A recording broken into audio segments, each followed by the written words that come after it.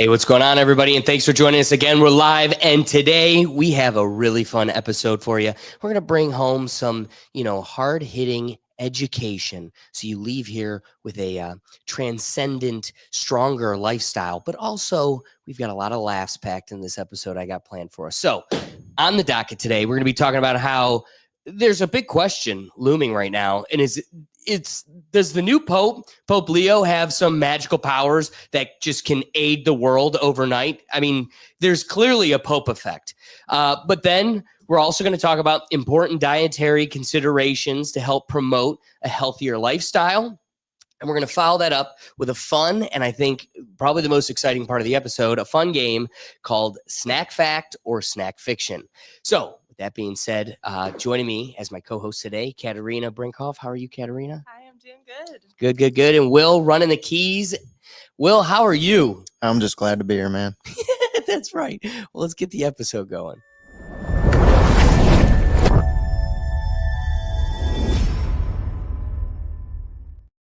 So before we dive into our topics for the day, normally we take this part of the episode to bring about some updates.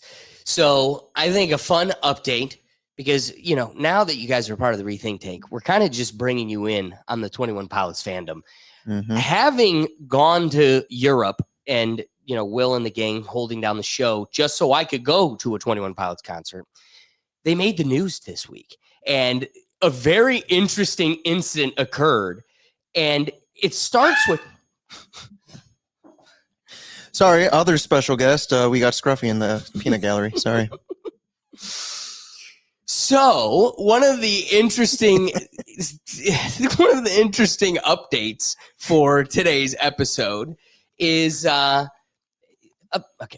The way I describe, I'm a big believer of frequency and vibrations, and it's quite ironic that I so passionately share a vibration with such a different pool of people. We're talking the theater kids that also hid in the corner of theater class, the weird of the weird. And for some reason, I'm on the same vibration as them. That being said, these people are freaks. And you go to the concerts and you're like, yeah, freaks. What happened this past week in their first night? There's a double feature in London or Manchester, somewhere over there in England. And we had a bit of an incident.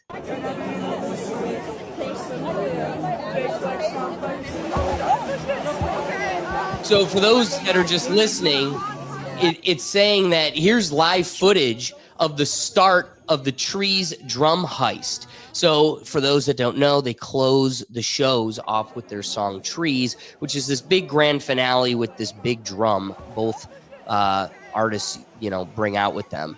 And so people just kind of assumed that they worked for the band, because who would be reaching over and just grabbing at the drums and messing with them and pulling them around and playing with them?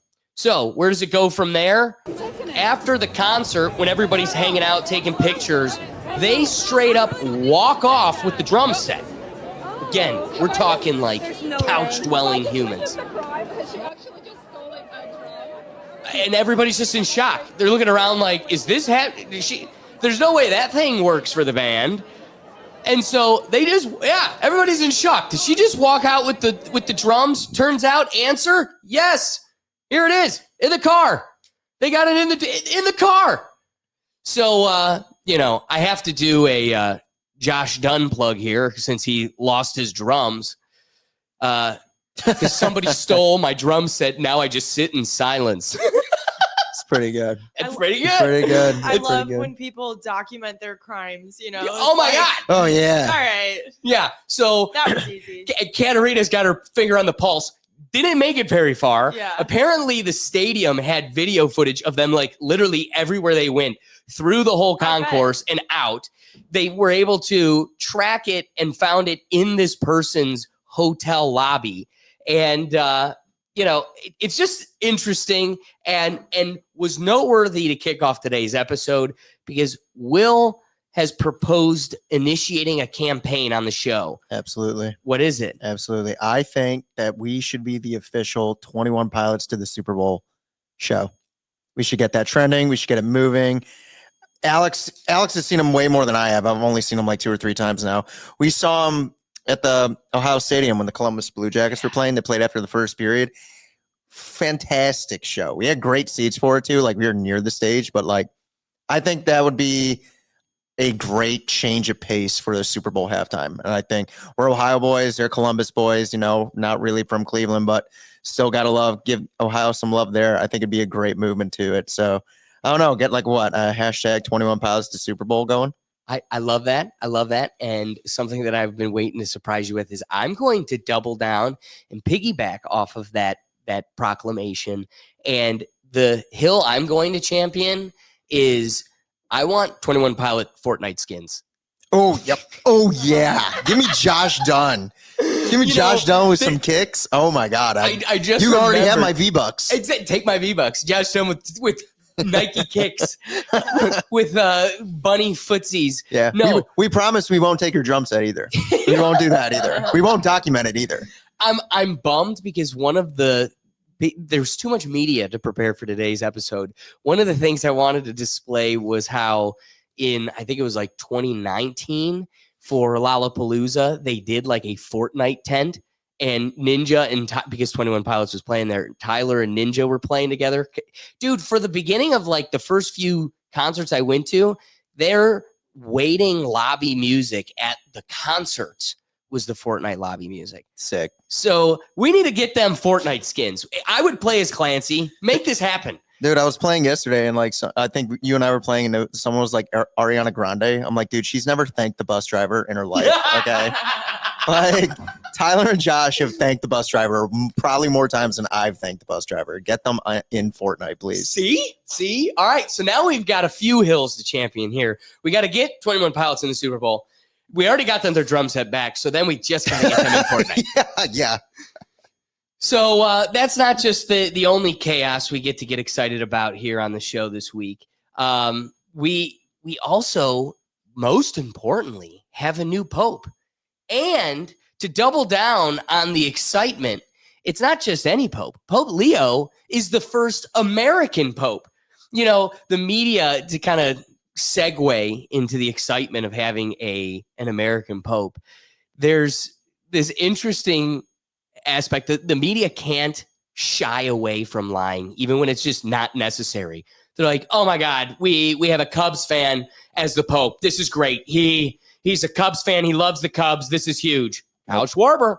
And then literally they interviewed his brother, and his brother's like, we hate the Cubs. He is a diehard White Sox fan, has always been a White Sox fan. This is nuts. So and that's a proud White Sox fan because today that is a tough team to support right now. So for him to be like, oh, no, dead ass. We're a Cubs. We do not like the Cubs. Not the World Series contender. We want the trash bin. Yep. So the segment here isn't just the excitement of a new pope or an American pope, but maybe the curious element of the power of this pope, the influence on the world arena, because all the conflicts just seemed to be mended and healed overnight when he called for peace across the global landscape. So here's the real question. What power does Pope Leo have over this world? I mean, this past weekend, the Pope delivered his very first address in which he appealed to the world's powerful and praying for the miracle of global peace. And then on Monday, we wake up to the news that India and Pakistan had pulled back from the brink of war and agreed to ceasefire. Then the United States and China met in Switzerland and finally agreed to a deal, and both of them will now reduce their tariffs by 114%. The Kurdish military group, PKK, announced plans to disarm and dissolve. And that's after 40 years of fighting with Turkey, which has ended the lives of over 40,000 people. And the United States met with Iran, and both committed to finding ways to address their differences. And then finally, a number of European leaders gathered in Ukraine to deliver Russia an ultimatum: agreed to an unconditional 30-day ceasefire or face massive new sanctions. And of course, at this party of world leaders, saving the world and all, it's just tissues. Look the other way. Oh, and boy. this is then to be followed by Putin offering to meet Zelensky face-to-face this week in Turkey for the first time in years, an offer that Trump urged Zelensky to accept immediately. All of this occurred over one weekend. So the question is this the power of the Pope, or is this just one big coincidence? Just tissues. So I flip it to you. What are your thoughts on the new Pope? And does he have some magical influence over the world? Well, I mean, I do think that people can have influence and inspire, the masses. I also, one random little thought that I had when I was watching that too is we also have to keep in mind like the time of year it is, and whether you believe in it or not, but like, the things that are happening, like, in a planetary way or just overall, like, in the world, like as the seasons shift, like I do think that there's like a energy that is carried throughout the different times of the year or different things like that. And I think that these big events like definitely contribute to that influence. What do you think, Will? I'm a firm believer. I have a hard time believing in coincidences. It's just something like, I think a coincidence is a really easy thing to just point out and say like, oh, that's like just happens to be there. It is ironic though that it is all happening kind of all at once. I think these are a bunch of things kind of working towards all happening, but the fact that it all happened on the weekend that the new Pope, which coincidentally is an American Pope, is kind of ironic. And sure, you could say it's a coincidence, but I guess I'm too much of a cynic to believe in coincidences, but I think it's great news all around. I think the vibes are high. So, for whatever you want to call it, divine intervention, coincidence, I think it's a good thing that's happening right now. That's an interesting point. Both, I agree, Katerina, as well. One thing to remember is the Vatican, while very small, is quite a powerful country. It's an entity of its own. While located near Rome, it isn't Rome. And so this country has significant influence, not only in the global arena, but personally amongst leaders. It's the controller, the guider of a significant religion. So one of the other things that you have to consider is the Pope, like Pope Francis, has been probably incapacitated for at least the last 6 months. I'm going to go probably longer than that. We were getting full-blown Ruth Bader Ginsburg all over the place. And, when people were like, we need to see this guy, I don't believe he's alive. He came out, shook a little bit, and then they were like, oh, he's gone. Guess we got to go play with the smoke for a couple weeks. And it's interesting timing. Mm-hmm. When the Vatican was docile and weak, people were able to run rampant. And it's not to say that I think the Vatican is like the world police or has this world influence, but I think it's part of a greater network. Like Will flirts with the point, it probably is more significant than we give it credit. An American Pope is no coincidence.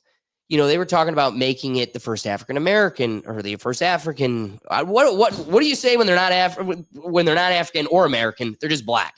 The first black Pope, but it technically would have been African because they wanted to take him from Ghana. They were like, here's a Pope from Ghana.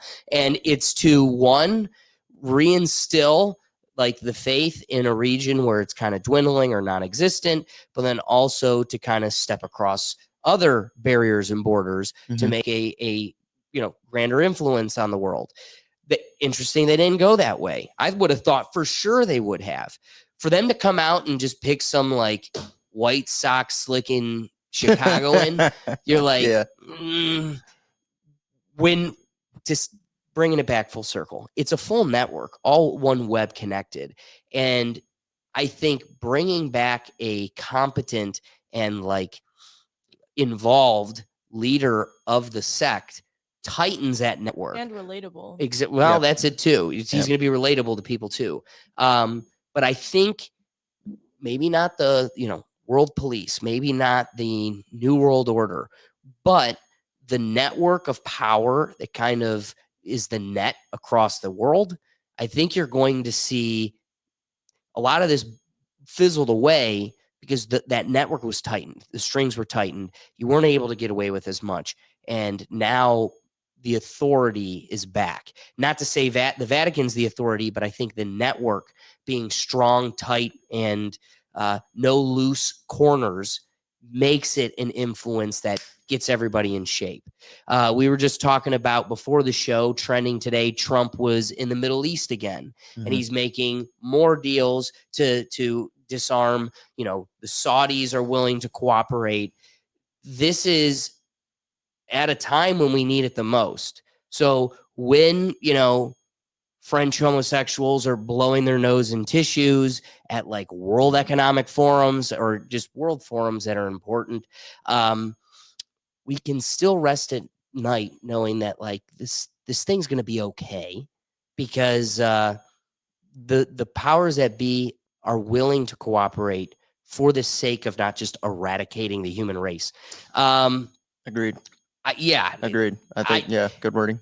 There's let's kind of bring this one to close because I really don't think there's that much meat on the Pope bone. Well, it's something to just kind of like highlight, like Yes. it's like, again, I think the word coincidence is kind of like a bit of a cop out, but it's like, there's been a lot of plays at work here, and you're seeing a lot of just nations, let alone the Vatican, kind of like bringing this sort of structure to power and conversations and people in rooms to just kind of talk it out rather than, kind of let things get out of hand because, for months there, for I would say even longer than months, I'd say a year or two, it's really seemed like things are like kind of on the verge.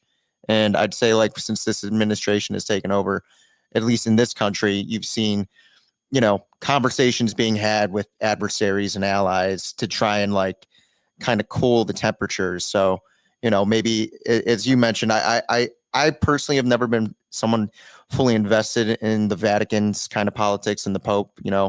I remember when we were kids, there was the one that lasted forever, then the one that kind of got ousted, and then the most recent one that passed. But for like a few years there, you didn't hear anything out of the Vatican really with the Pope kind of taking charge of anything or kind of having much to say about much. So, I think it's a good thing. That's an even greater point. And one of the things that you kind of sparked that is worth bringing up at this point, if we're going to be talking about kind of the ebb and flow of world power right now, we need to also acknowledge one of the newer updates in the global arena, which is Canada's new prime minister. Have you? Oh, right. Yeah. So here's a guy that ran on, I'm going to bully Trump back. And we're going to stand up against the 51st state meme, even though there are Canadians right now that would love to see that. I also respect, guys, it was just an internet joke. Like, don't take everything so personally. Yeah. And here's a guy now that I think is overcompensating for a docile and weak state, a state that's been weak in the eyes of the global arena for easily the last decade. And so now you've got a guy that is almost overcompensating. I think, wasn't he on like Time Magazine saying F you to Trump? Yep. He gave like the middle finger, I think. A lot of it's very performative. Very performative. Yes. Well, that's part of it too. And it's like also like a lot of virtue signaling too at the same time because it's the cool and woke thing to do. And it's like, well, let's just support, like, let's just try the best that we can with what we have too at the same time. Like, let's accept it for what it is and just. It feels like a lot of all bark, no bite, from their end. No, but that's most things. What's funny is like, I am very unimpressed by their new prime minister, but at the same time, I sit back and I go, I'm glad to see Canada's got their bite back because Right, yeah. everybody has thought you've had no balls, and at least you're standing up for yourself in a way that it's like, okay, it's kind of like if you're at recess and you're controlling the jungle gym, like it's kind of hard to display your force to like some docile, like weak child. But when they want to act tough and they start, well, now it's like, well, yeah, I've been actually waiting for the opportunity to humble you and get you in line real quick. That's one way to do it. It's like, I'm glad you got your bite back. Don't bite the hand that feeds you or protects you or is I your ain't daddy. the one. You're not that guy, pal. Yeah, You're not that guy. Exactly. You're pal. All right, buddy guy. I'm not your buddy, guy. So You thought. exactly, you Yeah. thought. And while that's all going on, notice it gets no traction and has no true effect. So I think your point is even greater. It's all performative. So kind of closing out the Pope topic.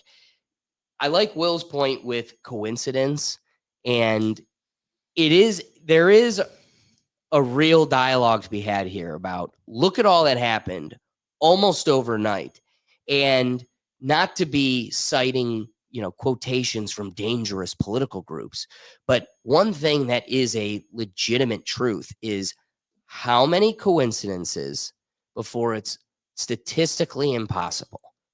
Like at some point there's too many coincidences for them to be proclaimed as coincidences. Like causation versus correlation. Right. Mhm. So how many of these coincidences before you can start to allude that there is some sort of connection or grander scheme going on? So I think in an instance like this, overnight peace agreements, an American Pope calling for unity and global peace, and immediately world leaders of all different kinds of religion get in line. I'm kind of with Will. It's hard to say this is a coincidence, but I don't think it's to say the Vatican has significant power or the Pope and its bishops have significant power. It's more so clearly the network of global authority is greater and more intertwined than we thought. And I would like even go further to just say, really, ultimately, this is just the power of hope. If call it a placebo effect Mhm. of hope or something to believe in, which we all need something to believe in. And it's not always someone, but something that person or people or group of people may be like embodying or representing or encouraging. I think that can be it for a lot of people too. I agree. Will, what are your wrapping thoughts? I mean, I agree with especially with what Katarina said right there. I think like hope is a good thing. I think it could be a dangerous thing, but I think it's a good thing in this instance. I think we as people in this entire global world have faith. And I think seeing something moving like that, we all don't want to just be pointing the weapons and threatening each other all the time. A lot of us are doing it. A lot of countries are doing it for their own safety or whether they want new territory. But at the end of the day, nobody really wants it to escalate to that degree. I guess in like a bit lighter news, though, I love the fact knowing that there is a Pope that has been to a World Series game, and that makes me so like there's something beautiful about that. I don't know. Wait, went to a World Series game before they were Pope. Yeah, and he probably had a glizzy at the ballpark. That's what I mean. Like I love knowing my Pope probably had a beer or two and a glizzy or two and just like watch the White Sox in the World Series. Like that's so cool. Like I don't, that I view as a crazy coincidence. Like what are the odds? Like I love baseball. I've never been to a World Series game. And the future Pope, that's 20 because years we live ago, in Cleveland, Ohio. yeah, I had my one opportunity years ago, didn't go. Oh well. Yeah, there goes your once in a lifetime opportunity. Mhm. All right, so getting to our next topic here. There's a few different outshoots from the main topic itself, which first I would like to start with a class action lawsuit that has raised a few eyebrows and has provoked some reconsideration on how people should be living their lifestyles.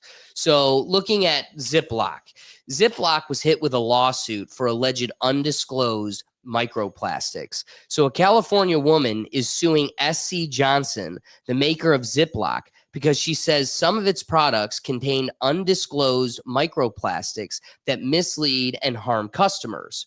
So the lawsuit is claiming that these bags and their containers are labeled microwave safe and freezer safe, implying that they are safe to use in those appliances. However, the lawsuit claims the products are made from materials that release microplastics when used in the microwave or freezer, which are then leached into consumers' food.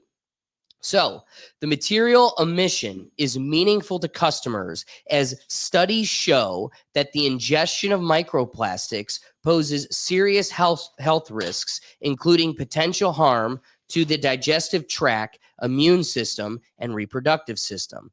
Before I continue, do we want to make sure the dog's in this area before you lock it?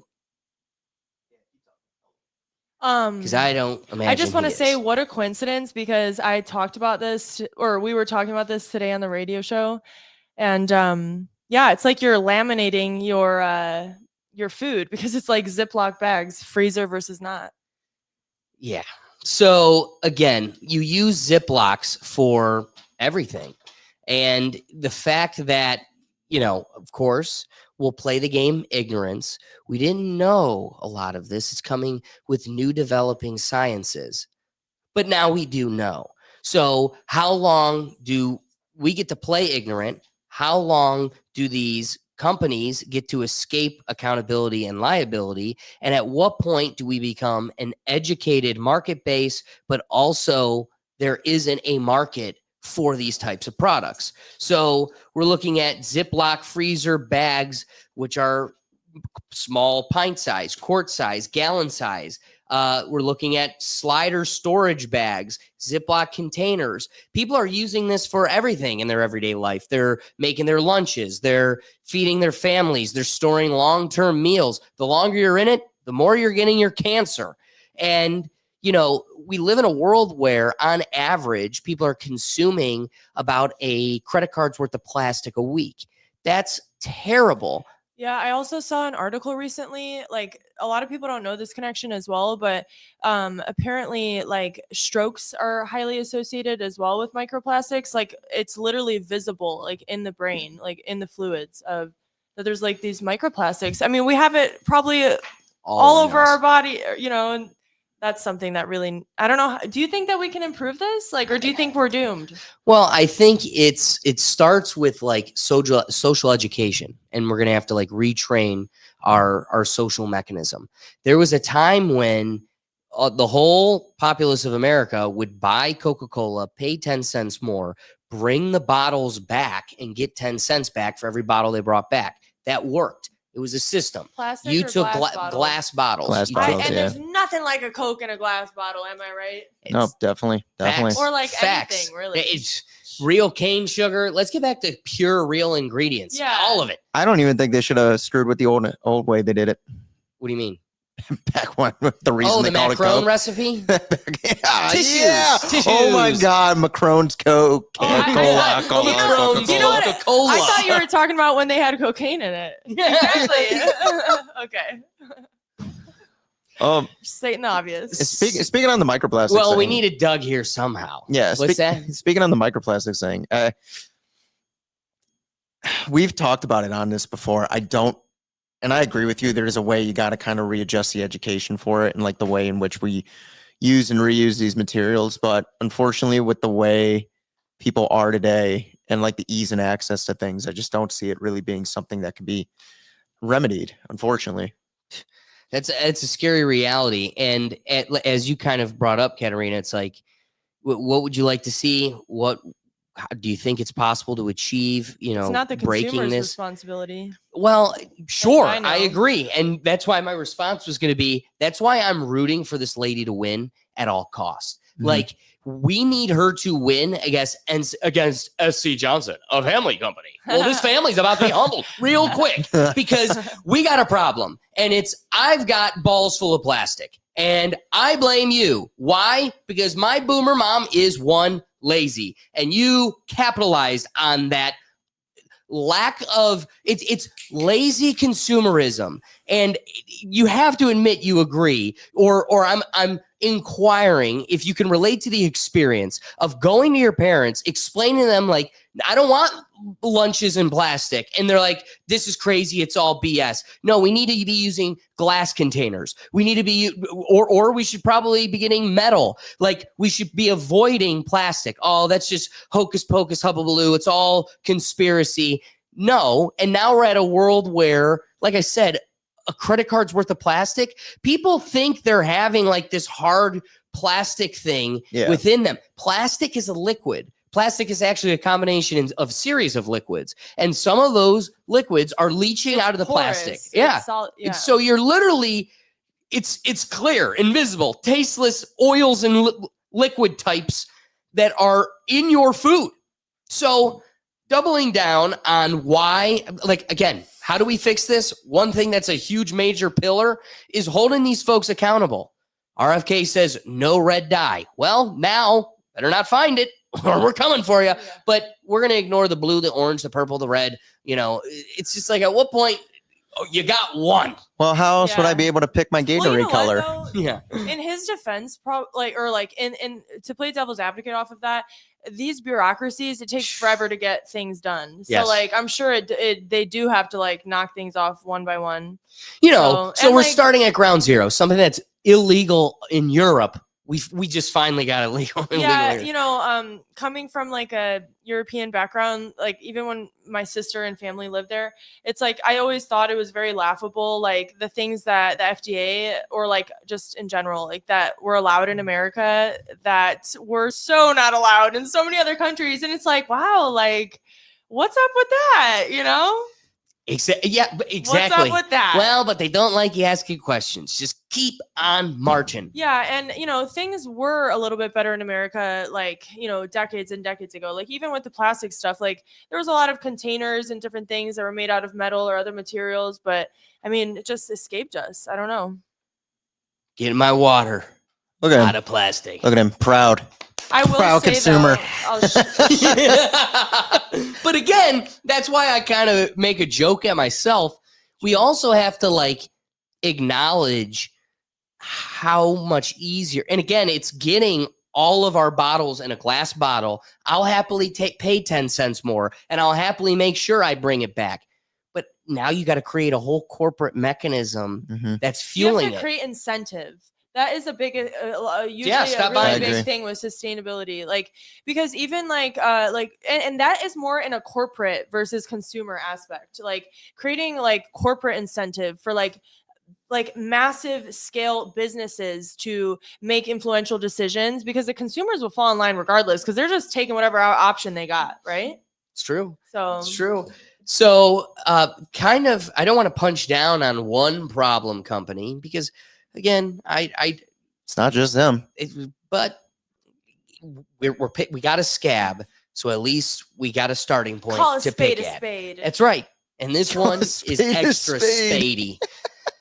So, looking at SC Johnson and Sons, the company, I wanted to see what other kind of legal and social criticisms or accountability instances they've been faced with lately. And it starts in 2020 with Windex's non-toxic labeling lawsuit. Plaintiffs filed a class action lawsuit alleging that SC Johnson's Windex products were misleading, labeled as non-toxic, despite containing ingredients that could cause skin and eye irritation. Although the court dismissed the initial complaint, it allowed the plaintiffs to amend and refile their claims. And of course, as they all do, it ended with negotiations. That was followed up in 2021 with Method Products settlement. SC Johnson agreed to pay $2.25 million to settle a class action lawsuit alleging that its Method brand falsely advertised certain cleaning products as non-toxic, despite containing ingredients potentially harmful to humans and environment. The settlement included a commitment to cease using, quote, non-toxic labels on these products. We're not going to make the product less toxic. We're just going to stop calling Change it the non-toxic. marketing. Exactly. That was then followed up in 2022 with a benzene contamination lawsuit. Class action lawsuit was filed against SC Johnson concerning its Sun Bum sunscreen and after sun products, which were alleged to be containing benzene, a known human carcinogen. The plaintiffs claim the company failed to disclose this contamination, rendering the product unsafe and worthless.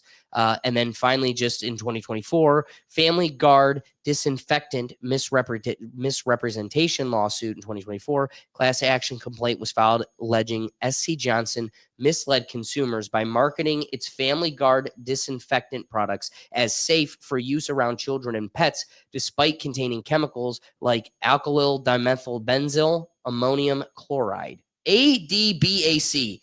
You've got way too much of the front alphabet. You already know you're poisoning yourself, which may pose health risks. And the messed up thing is that like a lot of families and parents like trust J&J for like a lot of baby type products and like even baby powder. I don't know that you mentioned it, but like back in the day, I know like, you know, it having talc and like other things was like linked with cancer and things like that. And you're putting that, you know, on your infant like since its birth, like practically, you know what I mean? So yeah, it's definitely a hard one to forgive, you know, as a consumer. So one of the things I'm looking up now because I didn't want to correct you and be wrong, but I want to confirm that SC Johnson is not the same as Johnson & Johnson, which is a clear. So no, they're not the same company. Yeah. And so didn't think so. SC Johnson is a Okay, privately gotcha. held company. SC Johnson, a family company, and Johnson & Johnson is a publicly traded company, and that's an important distinction because it just delineates where their loyalty lies. Yeah. Johnson & Johnson has a legal obligation to their shareholders, where SC Johnson could choose to be a morally okay yeah. company That's if a they good wanted point. to. So not only do they have all of those legal issues, but they also had social criticisms in the last few years, like the use of galaxolide in fragrances, which it brings environmental disruption, and it was brought about by public pressure. They also have a lack of transparency in their ingredient safeties. Reports by organizations like Women's Voices for Earth highlighted SC Johnson's insufficient transparency regarding its ingredient safety standards. And then finally, their environmental reporting and toxic policy. They have issues with the continued use of chemicals such as parabens and triclosan, I don't know. And these are all considered poisons. So I say this is like the list in its entirety is kind of an important acknowledgement, because again, how do we get to a point where action's taken? How do we see the change we want to see? Clearly, SC Johnson isn't going to do it on their own. No. The Windex, not toxic. It's killing us. Oopsie, sorry. Benzene in our sun products, it's poisonous. Oopsie, sorry. Like, how many of these products until accountability? They're not going to do it on their own. Accountability cannot just be encouraged; it must be enforced, like to some extent. And right? Yeah, I mean that's just something that is. I don't know if it's the responsibility of like, you know, government type agencies or what, but yeah, people need to get together and form some type of regulations that are enforced and incentivized. Well, I definitely would have thought that the government would step into that role when my tax dollars are fueling an agency whose claim is to be vetting all of this for safety. So when you're getting a $150,000 annual salary and you have a collection of yachts, I sit back and go, who gave you the yacht? My tax dollars or SC Johnson, who accidentally gave me poisonous sunscreen, poisonous Windex, poisonous beauty products? Oh yeah, ooh, whoopsie, it got past us, and they should have put it on the label, but they're saying whoopsie too. So Red Bull can get in trouble for telling you have wings when you drink it, but where's the true accountability in like the most sensitive products to our everyday life? One of the other things that kind of runs parallel to this, different than the news story that came with the lawsuit of Ziploc. One thing that I've kind of wanted to go down the rabbit hole of, knew about it, but didn't know a lot of its details, were the need of cutting out seed oils in your everyday diet. So seed oils like canola oil have been a hot topic on social media for years, with plenty of people claiming that they're unhealthy. While these oils aren't perfect, they're higher in certain types of fatty acids that's linked to inflammation, and overheating them, which is, I think, the only way you use these oils, is overheating them. So that's a key point. But overheating them could cause the formation of potential harmful substances. The American Heart Association says that they aren't necessarily bad for you, but definitely can have long-term potential dangerous effects. And of course, plenty of dietitians and doctors seem to agree with this point. So what are seed oils? Seed oils are extracted from the seeds of plants like soybean, sunflower, safflower, canola, and cottonseed. They're high in polyesterated fats and especially omega-6 fatty acids. There are a lot of different seed oils, but some are more common than others. You're like, again, canola oil, corn oil, cottonseed oil, soybean oil, sunflower oil, the safflower oil, grapeseed oil, and rice bran oils. Also worth noting, olive oil and avocado oils are not seed oils. Proudly exclaimed by a Greek, I tell you, you can lean on the olive oil.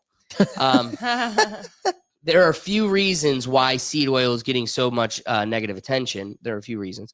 One of them is that they tend to have high concentration of omega-6 in these polyunsaturated fats. Some claim that the omega-6 fatty acids found in seed oil can raise the risk of chronic inflammation.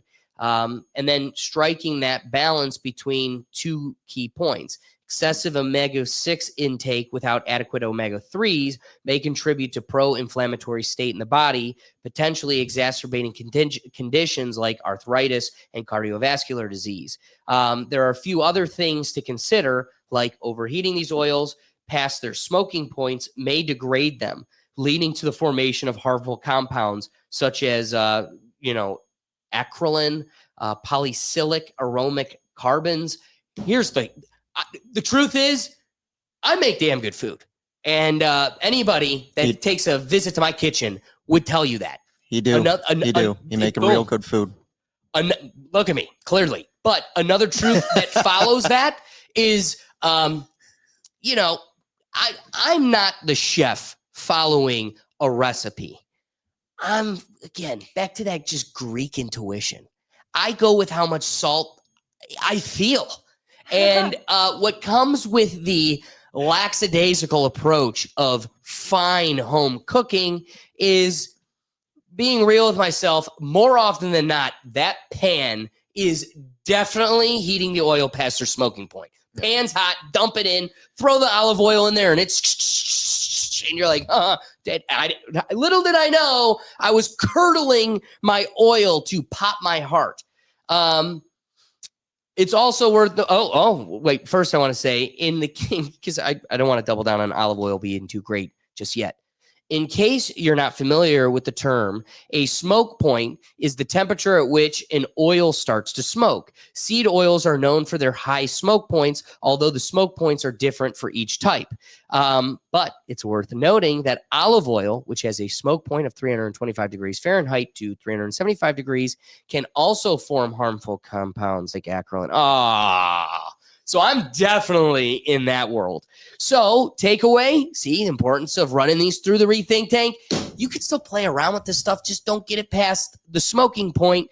If you're going to live the somewhat trying lifestyle like myself, if you're going to go with olive oil, be sure to keep it under like a 320 degrees. You could still have an effective frying compound without getting it to a point where it's going to pop your heart. Also, like, I will say that olive oil and avocado oil are still going to be more nutritious when you come to like the origin of like what's in it and things like that. Like, I still think that you can get more of a health benefit from those oils versus the non-seed oils, because regardless of how hot hot or cold they are, like, they're just not as nutritionally dense, just like how corn syrup is just like empty, right? So but boy, is it going straight to your hips. Like, but a lot of the potential issues with seed oils stem from the way they're used. So it isn't like you were saying, there are better oils that you can, rely upon or lean upon,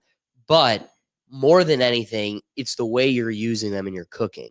If you're just splashing some olive oil on the pan because you're making eggs, healthy dish, and you're not really using the olive oil as a necessary compound. Right. Using olive oil in your brownies, you're not frying it. You're also probably cooking it at 353. So you're not getting it to such a dangerous point. They're also brownies. So that's your bigger problem. Moderation. Yes. Balance. So when they kind of slip that in there, it's like, well, it's not they're so bad. It's just, how you use them. It's like, but can we have a real conversation? The only thing these stuff is used for is bad food. Like, if you're sprinkling it on the pan for eggs, the meal you're having is eggs. When it's the juicy, buttery, warm compound of your brownie, it's the oil. Or when you're deep frying your chicken, it's the float. Like, it's what's floating in it. Like, that's probably your problem. They're saying the way you use it, because unless you're using it just moderately, you're using it the way everybody uses it otherwise, which is probably the worst way you could do it. Any thoughts on seed oils? Yeah, just to say that, like, I think that as long as you do it once in a while, I feel like as long as you are balanced and measured, that you can enjoy that sometimes, and also just be intentional about like your food choices and health decisions. I agree. Will, do you have any thoughts on this? Dude, you know me. Do I look like I have the right food appetite? Like, I cook and stuff, but I can hardly keep a pound. Tell them on what me. your mastery chef meal is. A mastery chef meal. Yeah.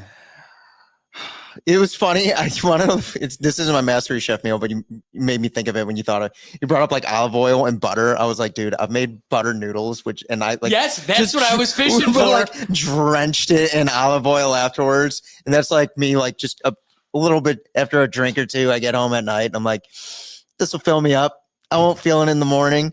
Yeah, I mean, I like to cook. I like to try and be conscious of it. As you know me, I don't eat much, but what I absolutely love is when you bring it up. And for the viewers at home that don't know, Alex is a good cook. He's like a Powerpuff Girl like theme song, sugar, spice, everything nice. Like, that's it. You should see him, man. We need to get you an apron or a bib or something, man, because you've been in there working. I should be stealing Something's Burning from Bert Kreischer. Oh, absolutely. We could make that a Rethink Tank hit. And we could show you guys some culinary tricks to make your home the hopping spot. Oh, a new segment, Cook 'em with Rethink. That's right. Rethink meals. Rethink meals. Yeah. There you go. Yeah. Healthy meals or like, unhealthy but delicious meals, but rethinking how you make them. Yeah, watch us at our friend's house on a Sunday morning for Browns games, just cooking for hours on end. Well, those would end up being the least healthy meals. But you see that stuff floating? That's that olive oil I warned you about. So one last little piece of knowledge I want to drop as we kind of put a bow on our health dialogue here and all these kind of different angles of consideration. When we're talking about the containers at which you're cooking and storing in, but then doubling down on the compounds and mediums you're cooking in or using with your culinary skills, I want to talk about then the mode at which you cook, looking at pans and kitchenware. How to use a carbon steel pan, which is now taking and trending and taking the culinary scene by storm. All of the kind of culinary experts are pushing for everybody to be using carbon steel pans. And the beauty of kind of committing yourself to the trend is you're going to be committing yourself to fully non-toxic cookware. So it can become your everyday go-to, but only if you know how to use it. You may have heard of professional chefs raving about carbon steel, but what exactly is it? If you guessed, it's similar to stainless steel. You're not wrong, but carbon steel is a kind of cross between stainless steel and cast iron. You can get it really hot like cast iron, and it holds heat well, but it's thinner. So it heats up and it cools down faster. This makes it great for searing or any kind of high heat cooking. Carbon steel is an alloy, a metal comprised of both carbon and iron, and it's naturally non-toxic. So practically undestructible and generally more affordable than high quality stainless steel. And that's the kind of biggest takeaway, is the thing that has kind of held people up from taking the full commitment to this world is how expensive stainless steel is. And you can tend to overcook things or burn things. And that's why you'll see a lot of people, with the cast iron, there's a way to cook with that, and it's really kind of oven cooking, because if you start with the sear, you're going to end up burning it. It stores and holds heat at a longer capacity, and the cooking, especially like meat or something, you got to be a lot more sensitive. Or if you're baking, people love their cast iron cookie skillets. The problem you're going to face is you're going to burn the outsides, and the insides are going to stay like soft before they even start baking. So while if you get that science right, you can make some great meals. It's very difficult, and the metals are super heavy. Take a lot of space in your counter. It's tough for mom to be manhandling that stuff around. And like I said, expensive. And oh my God, another thing, my cast iron pan, when I had that thing in law school, it was such a commitment and hassle to maintain it. You'd have to season it all the time. That's rubbing this bad boy down in, I'm plugging in other segments and connecting them here. Who knows what I was doing wrong when I was seasoning my cast iron skillet with olive oil. You're supposed to use like vegetable oil, different kinds of oil. Probably should have been vegetable oil, because now that I'm thinking about it, vegetable oil definitely has a higher smoking temp, but I'm a Greek. I default to the olive oil, and I probably was just plugging up my heart even more now that I think about it. But part of the problem with one of these pans is you got to oil it all up. You're lathering it and you're wiping it down. You're putting it in. Just think like P. Diddy, like all over. Oh my God, baby oil. Oil it up. So while I'm having a Diddy party in the middle of my kitchen, and every couple hours, it's just got to get hotter. We got to just steam up the Diddy party. Turn up the hotness. Yeah, it's like a whole commitment. Here, you can have something that's cheaper, totally non-toxic. You don't have to continue to season, curate, maintain.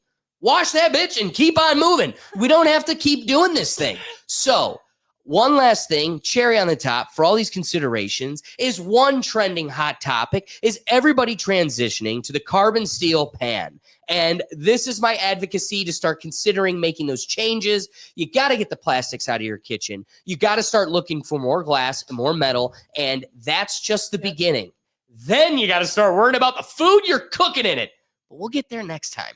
So let me pass it to you, Katerina. What are your wrapping thoughts on all this health talk? I mean, you just like killed it with that wrapping thought. Like, yeah, think about what you're doing, and then we'll get to the fact of like what kind of food are you cooking or storing with it. But yeah, I just think it's a super empowering thing for everybody to, take that personal accountability for themselves, for their families, for their health and well-being. Like, yeah, we might have things stacked up against us, like as consumers, as human beings, but we can do as much as we can do, and just do the best that you can for that day and just keep getting better. So I love it. I love it. Empowering.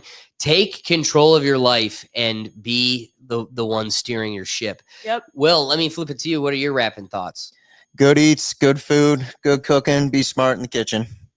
And if you want to DoorDash Taco Bell from time to time, you keep it to yourself. Yeah. Cheers to that. So, and also cheers to the ones in the comments. We got Ricky joining us from Just Another Day TV. And you know what? My man, he knows olive oil. And let's shout it out to also John Mason in the comments as well. I have on one Twitch. more thought. Yeah. Because I saw that he said he fried let's see, Just Another Day wrote, I fry with corn oil and egg with Coconut oil and vegetable olive oil. Okay, so I just wanted to bring up coconut oil for a second. We didn't bring that one up because we talked about avocado oil and what was the other one? We talked about an olive oil. Oh, and olive oil, duh. So coconut oil, apparently, like specifically if you cook your rice with it, it's supposed to like be extremely good for like balancing your microbiome in your gut and like just overall for your gut health and for like the blood sugar aspect of how you like process your food after eating it. So for people like, that may need to like watch out for that, like diabetic people or people with like anything like gluten-free or glycemic issues. Yeah, like cooking with coconut oil, especially rice, I guess, like it's supposed to be really good for your gut and just overall like your blood sugar. So try it out. I love Avocado, coconut, and olive oil. Check it out.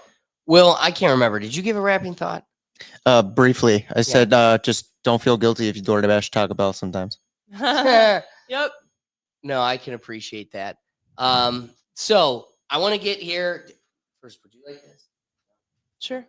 The last thing I have for us here is our wrapping up game. I encourage everyone joining us to get into the comments and compete with Will and Katarina, our contestants, because I got to say, this game's going to be a fun one. The game we're playing is Snack Fact or Snack Fiction. And the game is played with me reading a statement. And you have to determine, is this truly a snack fact or is it just totally made up? Is it a fiction? So, that's it. That was definitely a napkin. I just had to queue up some pictures because some of these you got to be able to balance it. That was definitely a napkin. Before we get to that one, that's right. It was a tissue. Sorry, he had a runny nose. Runny nose. He had a bloody nose. The game skiing will do that to you. It's a dangerous sport for many. So the first, I got 12 questions here and a potential tiebreaker if necessary. So it's going to be Will versus Katarina. Will, we're going to start off with you. Great. True or false? The original color of carrots was purple.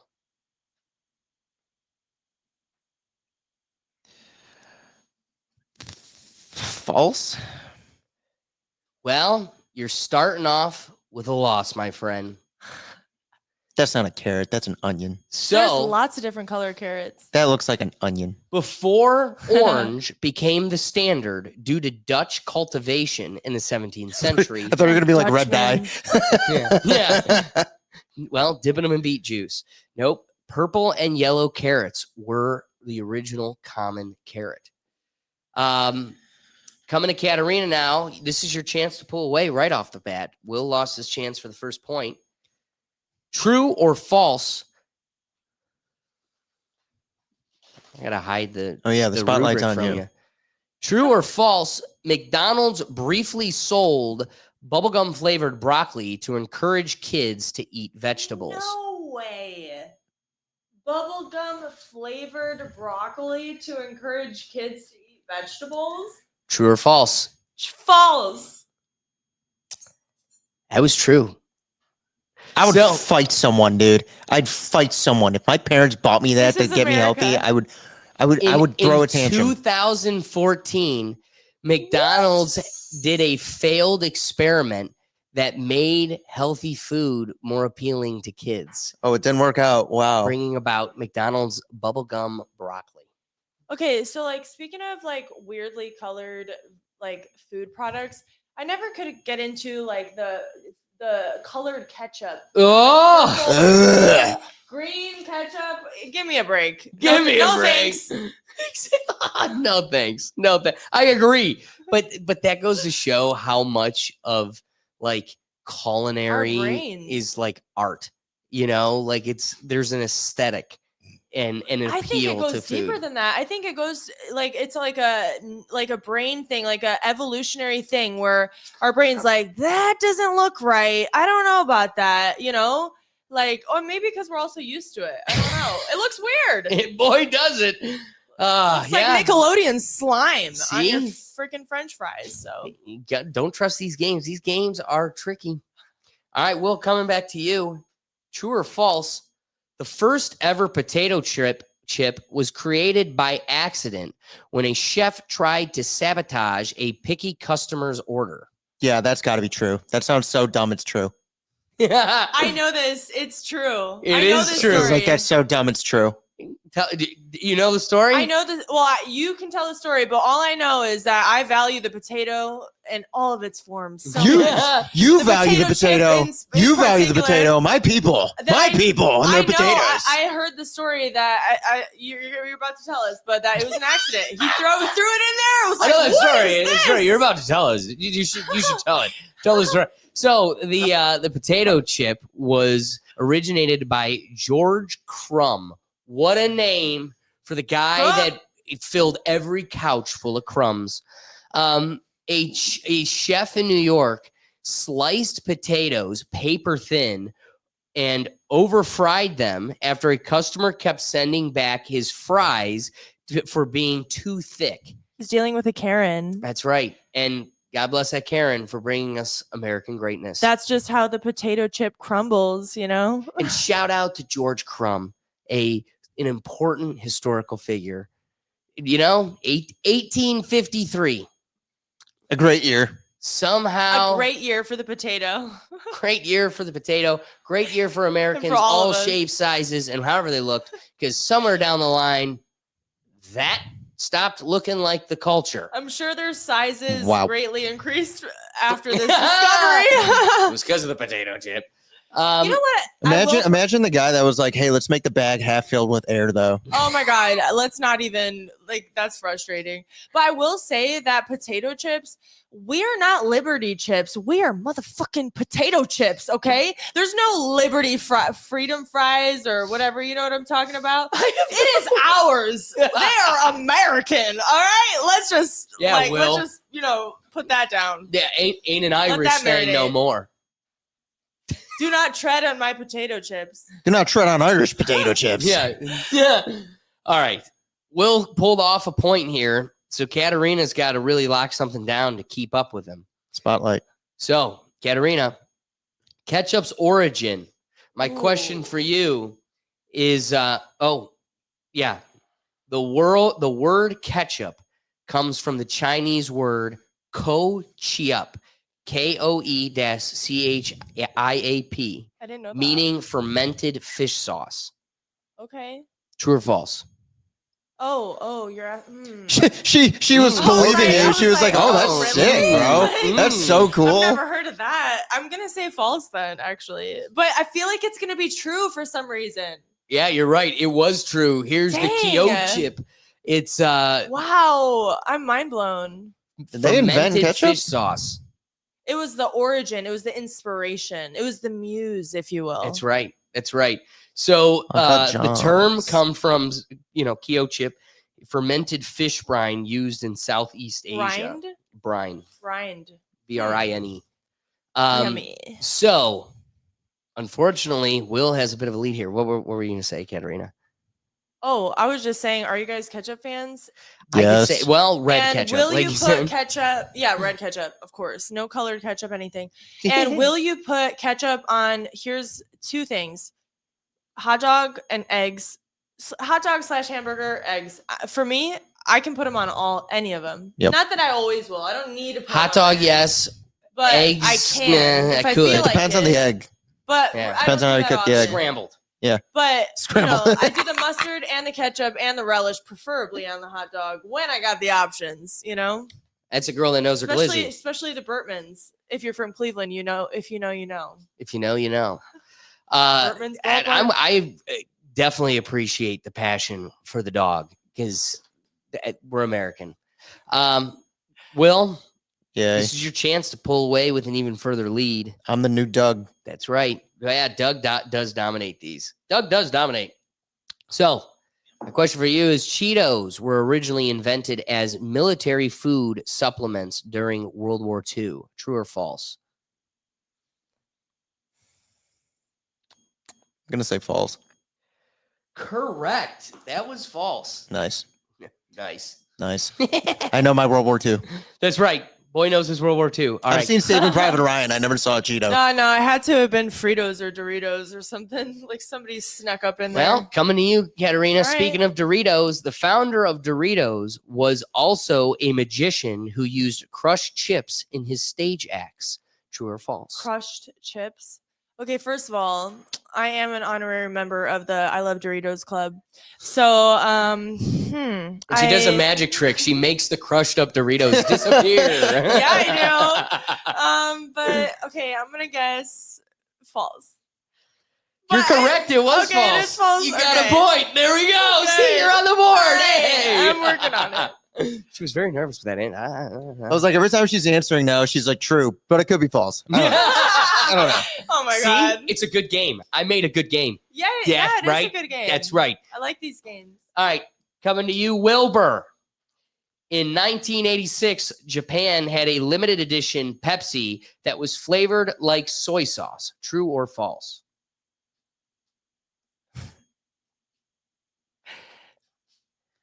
Soy sauce? I'm gonna go with true. It's false. They seem dumb enough to do that. Yeah, I could see them being That- like, I feel like that was their Lay's potato chips would be the people to be like, or you know what I mean? They do like every flavor. They do like your grandma's couch flavor. Like I don't even know what. Like they do every flavor. So and they could have made this really easy by just adding carbonation to soy sauce. yep. That's all you needed to do. I felt like that might have been like their post World War II like apology thing. Like, hey, we made this new thing. It's really great. Watch it pop. So, Oh my god, that was impressive. coming back to you, Katerina. This Get is it your wrong. chance to tie things up. Get it make wrong. it a tight competition. The Pringles name was randomly chosen from a Cincinnati phone book. True or false? I'm gonna guess true. You are correct. Yeah. We now have a competition. Yeah, we do. The Pringle name, picked by creator Alexander Liepa, picked this name from a Cincinnati phone book, Pringle Drive, because it sounded nice. Let me just say another great thing that came out of Ohio. Ohio dominates the baby! world. Hate on that. Click on over to our So Here's Where I'm At show series, where you could see my take on how Ohio is the center of the universe. It's just a fact, Katerina. So, Will, you've got a tight competition. Katerina is right on your tail. So this makes it pretty pertinent for you to cash some points here. The first ice cream cone was made by rolling a waffle around a broom handle. True. That one's false, Wow, I would Gay. have guessed true too. right? Convincing. It's a good game. It's a good game. All right, coming to Katerina. Katerina, in the 1970s, Burger King once gave away actual gold chains similar to the one their mascot wore. Oh, that's Which brand? Burger King. Burger King. Yes, that's true. Believe it or not, that is true. I was like, believe it or not, that sounds so true. That's like great marketing. Yeah, like So yeah, here's that- the he's a G. 1970s Burger King, and the medallion around his neck is Does the your chain medallion. hang low? Does it wobble to the flow? Does it make Whoppers yummy? Does it give you French fries? Does it give you diarrhea? Does it make that poop flow? Does your chain hang low? Only bangers at this Yep. show. I think we got. Katerina, you're racking up points over here. I think you guys got a second career. You came from the back and you're dominating Will. Yeah, you know. Clip it and take Underdog. that one to the bank. Will, make this a competition or Katerina's going to dominate. A limited edition Oreo flavor. Oh, let's get the king off the screen. A limited edition Oreo flavor in Sweden once included a layer of actual caviar. True or false?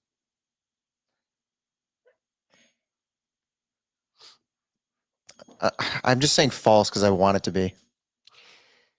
False. Yeah. That is a true answer. This viral picture went all around Russia.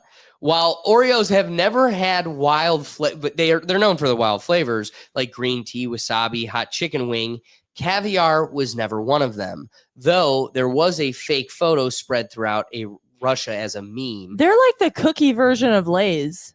You know what I mean? They They experiment. have they do. I might have to save it for another game, so I was going to potentially do so. So I probably shouldn't spill the beans. But the fact that McDonald's had a cheeseburger Oreo, like it literally was like it looked like a bun, red frosting with it literally looked like a cheeseburger. Come on, Will. It probably didn't taste bad. It Probably didn't taste like a cheeseburger. It tasted like a cheeseburger. It just looked like one, probably. Like in moms in grade school would make Krabby Patties. It was just like God, that, like Krabby little candy cookies. Can you imagine, like, if we could all experience a Krabby Patty? Do you Can you watch it be terrible? Kelp? Yeah. What? Well, because. What are we talking about? But the secret formula, Alex. Come on. That's right. You don't know how cracked. Wait, wasn't the secret formula just plankton? And when he found that out, he was like, other fish, wasn't it? Yeah, Weren't they eat? It was cannibalism the whole time. They were eating fish sandwiches. Wow, fish eat fish. Mm-hmm. Fish are friends, not food. Not food. So now we've got ourselves a competition. Will has tied it up. Katarina. No, I just did not get a point. You said no. You said it was false, and it isn't real. Oh. It was a meme that tricked Russia. Oh, my bad. It's all right. See, I'm glad it was false. I was like, that's a dumb idea. Oh, that'd be so gross. But then again, it was what, Switzerland? I'm like, they're out there. Yeah, well, there's a bunch of cultures. They'd be doing some weird shit. Even Russians, I wouldn't put it past them. They love caviar. They could totally make something like that. And it's expensive. They love it. People buy shit just because it's expensive. Listen, yeah, they do. Listen, the Russians may love caviar, but they saw that Oreo and thought, wow, they're losing it. Yeah, also they banned most American products. They would not allow Oreos probably even. They're not as bad as North Korea, obviously, and I don't know, but they got rid of McDonald's. They got rid of a bunch of American things food wise. Right? So no wonder Putin always looks so pleasant. On his horse, just jacked I just ate caviar Oreos with brandy. Yeah. So, Katarina, this is your opportunity. You could take it away and dominate Will, or let's take it away. We got to take it to a tiebreaker. The inventor of Pop Rocks also co-invented the coating used on NASA's heat shields. I'm gonna guess true or true. False? I'm pretty sure, yeah. Even I know that. It sounds like a really cool connection that I could see being true. It's true. Space dust. Heck Space yeah. dust. Sizzling candy. By the chemist William A. Mitchell, who invented Pop Rocks Tang and also co-developed materials used in space travel. He worked for General Foods, but his formulations crossed over into aerospace. It's kind of like Fireball, where it's a hop and drink on a golf course, and it's also antifreeze. It's an experience for your mouth. Yeah. Yum. Reading this fact was extra interesting for me because we've had topics on the show before about how once you start peeling back some inquiries about the Van Allen belt, you start wondering if we really did go to the moon.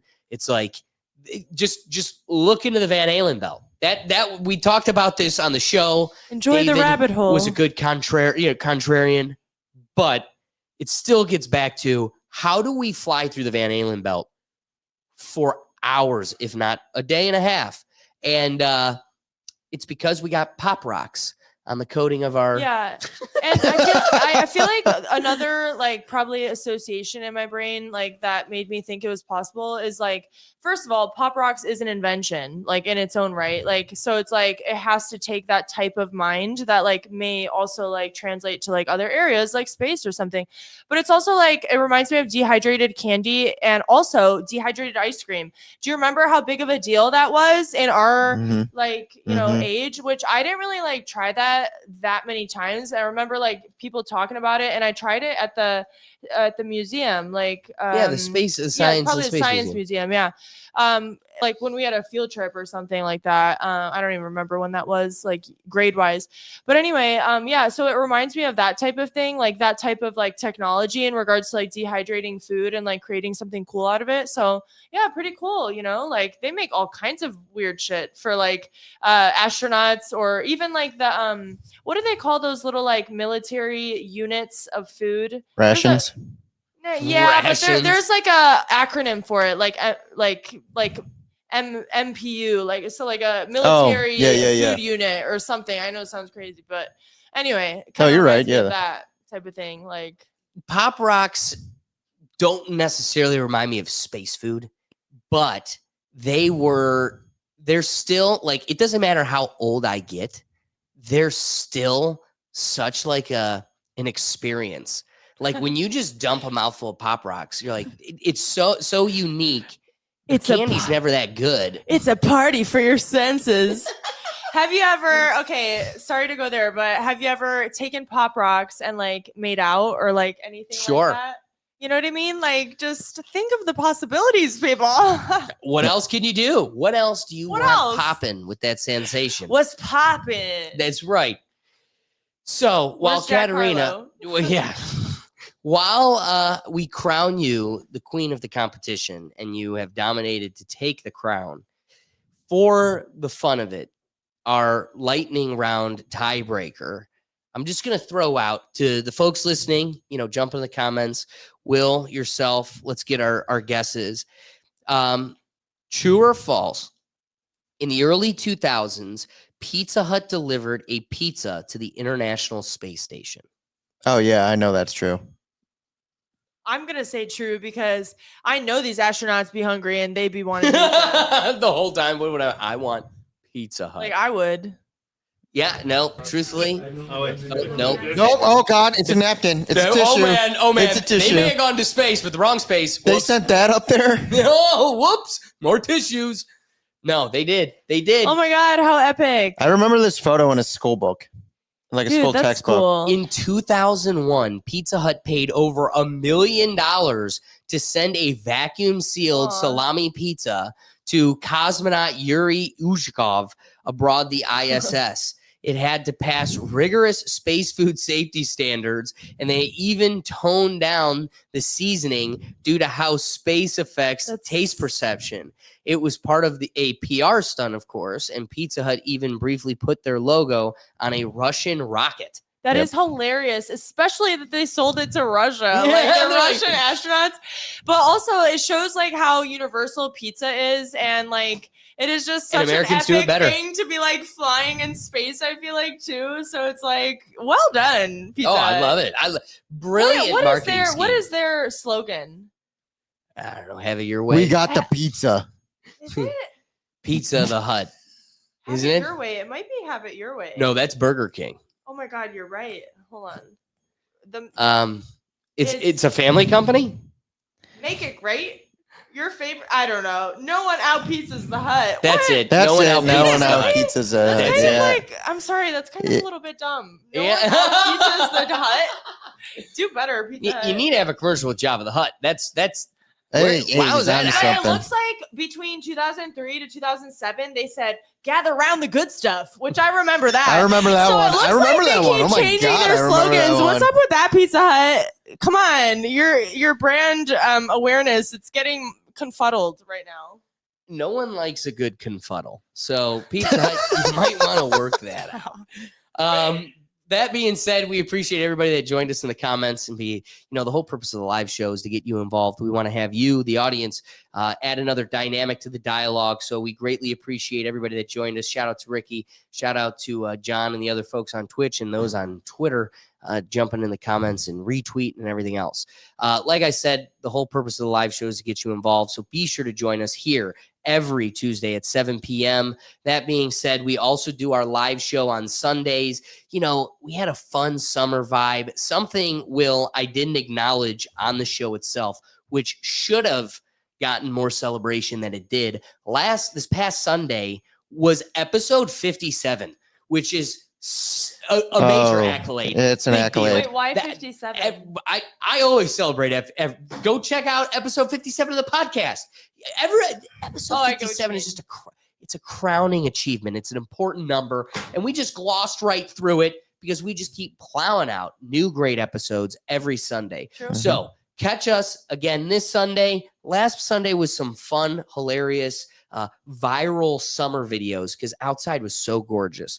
And so I hope you're able to catch a vibe. The whole purpose of that show is to wake up, have a cup of coffee with us, and take a break from all the chaos.